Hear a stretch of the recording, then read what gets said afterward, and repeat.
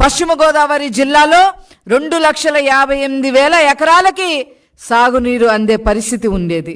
కృష్ణా జిల్లాలో 62,000 ఎకరాలకి ఈ సాగునీటి సౌకర్యం వచ్చేది.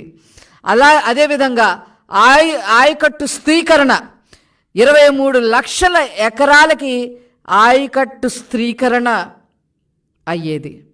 గోదావరి డెల్టాలో 10 లక్షల ఎకరాలు, కృష్ణా డెల్టాలో 13 లక్షల ఎకరాలు మరి అయ్యేది.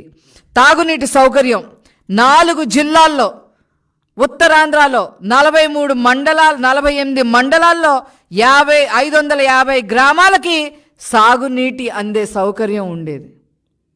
నేను ఉత్తరాంధ్రను తీర్చిదిద్దుతా, ఇరగదీస్తా, రాజధాని చేస్తా అని చెప్పి నువ్వు చేసింది ఏంటి అంటే, జగన్మోహన్ రెడ్డి ప్యాలెస్ కట్టుకున్నాడు 500 కోట్ల రూపాయలతో.